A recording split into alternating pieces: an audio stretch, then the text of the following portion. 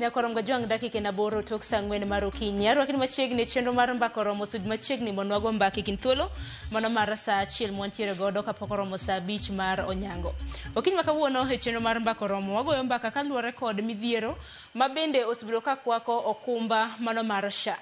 Kaduoki chien Nyakorom Gajwang, piny Kenya nwatiyo kod okumba mano mar NHIF, National Health Insurance Fund. Kata kamano, jod bura mapacho ka nokadho chik mano manotimre chien tarik 22 dwe mar 11 higa mar 2023. Chik mabende koro nawacho ni piny Kenya koro biro bedo kwachako tiyo kod okumba manyien mano mar SHA.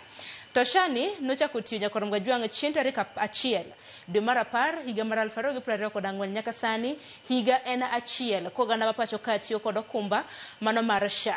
Katika mano yuak osebedo koni kod kocha nyaka luore koda jotuo mabende osebedo kanena chiedh nade gi okumba mano mar SHA.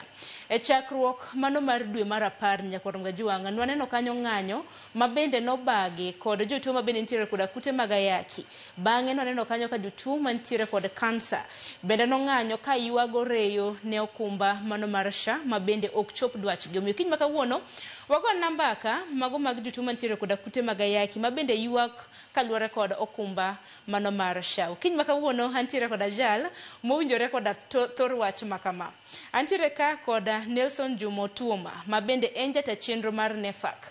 NEFAC en riwruok makelo kanyakla jotuo mantiere koda kute mago mag ayaki. Ong'ere kaka the National Empowerment Network of People Living with HIV and AIDS. Arwakin machiegni Tuoma, geno mara ni ichako juma mariyo makare. Machiegni chenro mar mbako romo. Mana kwa chako yuak mago mag jogik mabende nitiere koda kute mag ayaki kotende kod SHA en ang'o nikech nwaneno ng'anyo mar tipo mabende nubago chien tarik 3 aparo mano mar dwe mar 10 mabende wantiere ni. Mokwongo gago atimo erokamano kuom rwaka e mbaka ma kawuono kendo luonga e mbaka ma kawuono. Kendo waduokonu erokamano nikech ujawach ga wechewa ma luwore gi weche mag kute mag ayaki kata dak kute mag ayaki e Kenya ka.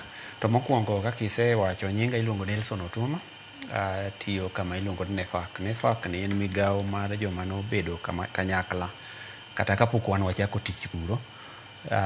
Joma ne nigi grube manochako waluongo kisungu ni support group kata self help group ma joma odagi kute mag ayaki ma osepim oyud ni gin gi kute mag ayaki kendo koro gi yangre ni wadak kode.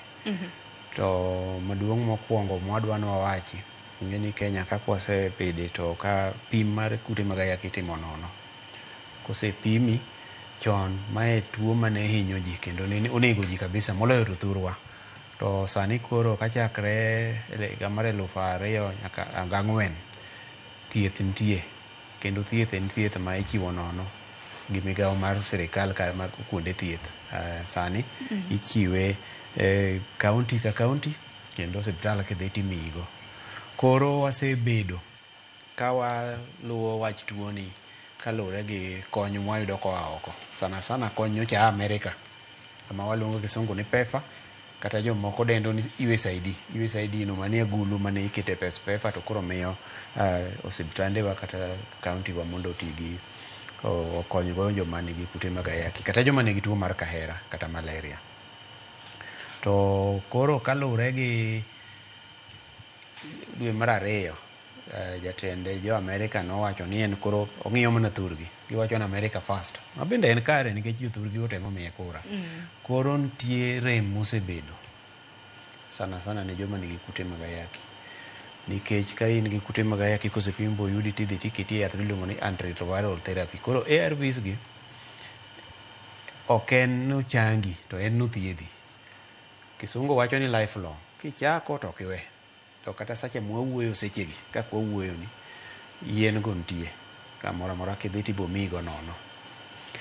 To sama inie yath ma antiretroviral kata ARVs onego bed ni idhi e laboratory tipimi ting'iyo kaka yadhno tiye dendi. Okonyi koso okonyi nyaka koro ichake. To yadhni gin bende yath ma koro nikech gin yath mawacho ni kwiri mar virusi mar ayaki choduoko piny. Obende samoro nyalo chando dendi matin. Waluongo ni side effects. Koro onego bed ni kapok oketi e yadhni ting'iyo ka dendi bende otegno minyalo bedo e yadhni. Sana sana joma hikgi ng'eny, sana sana nyithindo be. Nikech watimo gi kisungu ni kidney problem. Yien gi moko kimuonyogi to dhi e nyaroki. E nyaroki kore ma process. Koro mano nyalo kelo ne kidney problem. To moko be liver. Nyalo kelo liver problem. To gi fuoni mopogore opogore mag del. Koro ikuongo idhi e laboratory, kisedhi e lab tipimi tiyudo ni dendi otegno kendo chiny tineno kuma iketi. Koro tiende ni sami owacho ni e Kenya ka wan gi 1.3 mag joma nigi kute mag ayaki be nie thieth. Nitie joma wasechako e line mwawacho ni first line. First line kendo en mong'eny, karibu ji 1,000,000. To ka one ka koro kodhi kodi maber tiketi e second line. Second line beto tegno matin, koro dwaro ni chiemo maber, yien moko be chak itiyo ga iye ka. To third line bendie, sana sana jok ma olewo sana kok odhi e thieth, ok odhi e pim, chako ka koro ginyal budho ahinya e first line.